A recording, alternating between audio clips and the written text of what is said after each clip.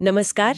आज हमारे सामने है पद्म पुराण के कुछ महत्वपूर्ण अंश।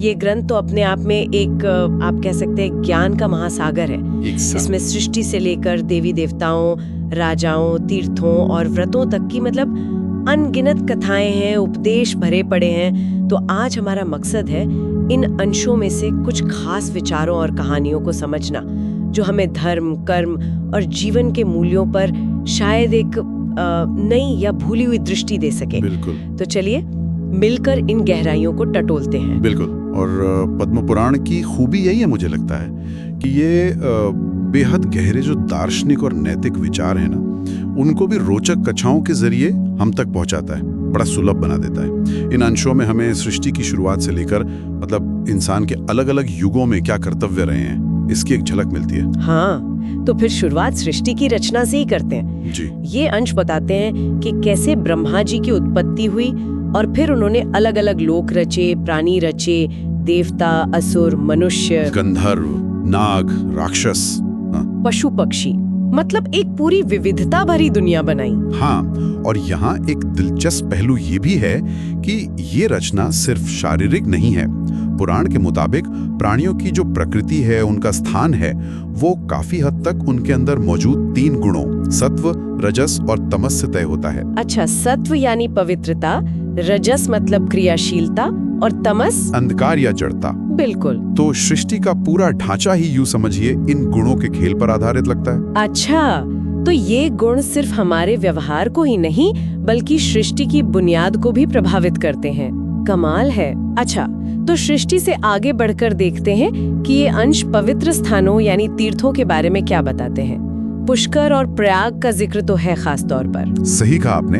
इन अंशों में पुष्कर और प्रयाग जैसे तीर्थों की बड़ी महिमा बताई गई है कि वहां स्नान, दान या पितरों के लिए श्राद्ध करने से अक्षय पुण्य मिलता है। मतलब ऐसा पुण्य जो कभी खत्म नहीं होता। अक्षय पुण्य। हाँ, लेकिन ये सिर्फ रस्मों की जगह ही नहीं थी। ये तो प्राचीन ज्ञान और तपस्या के भी बड़े केंद्र थे। यहाँ तक कि नदियों को भी बहुत पवित्र माना गया है। जैसे सरस्वती नदी का जिक्र आता है नंदा गाय की कथा में। हाँ, मैंने सुना है।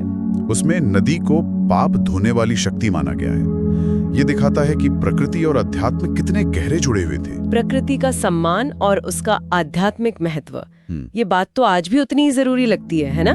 बिल्कुल। अच्छा, तो तीर्थों के बाद अब बात करते हैं व्रतों की। इन अंशों में व्रतों पर, खासकर एकादशी पर काफी जोर दिया गया है। हाँ, एकादशी का महत्व तो बहुत बताया गया है। जैसे पापमोचनी, आमलकी, निर्जला, कई तरह की एकादशियों का वर्णन मिलता है। और देखिए, एकादशी का मतलब सिर्फ भूखे रहना नहीं है। ये व्रत असल में तो इंद्रियों पर संयम रखने का, ईश्वर पर ध्यान लगाने का, मन को शुद्ध करने का एक तरीका है। अच्छा। हाँ, जैसे पाप मोचनी एकादशी, नाम से ही जाहिर है पापों से मुक्ति दिलाने वाली मानी जाती है। आमलकी एकादशी स्वास्थ्य और समृद्धि से जोड़ी जाती है। तो कथाओं के जरिए इनके पालन की विधि और उनका महत्व समझाया गया है, ताकि लोग सिर्फ नियम ना निभाएं बल्कि उसका आध्यात्मिक सार समझें। तो मतलब हर व्रत के पीछे एक गहरा उद्देश्य छिपा है। अच्छा, आगे बढ़ते हुए कलयुग के लिए खास बात कही गई है इन अंशों में कि जब बड़े यज्ञ और कठिन तप करना मुश्किल हो जाए तो भगवान का नाम लेना, यानी नाम कीर्तन और भक्ति ही मुक्ति का सबसे सीधा रास्ता है। ये एक बहुत महत्वपूर्ण सूत्र है, खासकर कलयुग के संदर्भ में, जहाँ जीवन इतना जटिल है, ध्यान इतनी आसानी से बढ़ जाता है। वहाँ ईश्वर के नाम का जाप, जैसे विष्णु सहस्त्र नाम का पाठ हो या हरे कृष्ण मंत्र का कीर्तन, ये एक सरल लेकिन बहुत शक्तिशाली साधन बताया गया है। सरल लेकिन शक्तिशाली। हाँ, यहाँ भाव मतलब सच्ची श्रद्धा को कर्मकांड की जटिलता से ज्यादा महत्व दिया गया है। ये दिखाता है कि ईश्वर से जुड़ने के लिए दिल का कनेक्शन सबसे जरूरी है। यानी भक्ति मार्ग को सबसे सुलभ बताया गया है। बिल्कुल। और आखिर में गृहस्थ जीवन के कर्तव्यों पर भी बात की गई है ना? जैसे अतिथि सत्कार, माता पिता की सेवा और दान का महत्व। बिल्कुल। और दान को सिर्फ पुण्य कमाने का जरिया नहीं माना गया है, बल्कि एक सामाजिक कर्तव्य भी। जैसे अन्न, जल, गाय, भूमि, वस्त्र जैसे जरूरी चीजों का दान देना, ये समाज में एक तरह का संतुलन और सहयोग बनाए रखने का तरीका था। हाँ, ये बात तो है। ये हमें याद दिलाता है कि हमारा जीवन दूसरों से जुड़ा है और हमें एक दूसरे का ध्यान रखना चाहिए। ये व्यक्ति को समाज के प्रति जिम्मेदार बनाता है। तो पद्म पुराण के इन अंशों को देखने पर तो यही लगता है कि यह सिर्फ पुरानी कहानियां नहीं है, बल्कि ये सृष्टि को समझने, सही तरीके से जीने, भक्ति करने और अपने सामाजिक कर्तव्यों को निभाने के लिए एक तरह की गाइड बुक जैसी हैं। दृष्टांत हैं जो जीवन को बेहतर बनाने के सूत्र देते हैं। आपने बिल्कुल सही समझा। ये कथाएं हमें बार बार नैतिक मूल्यों की, ईश्वर में विश्वास रखने की और अपने कर्मों के प्रति सजग रहने की याद दिलाती हैं।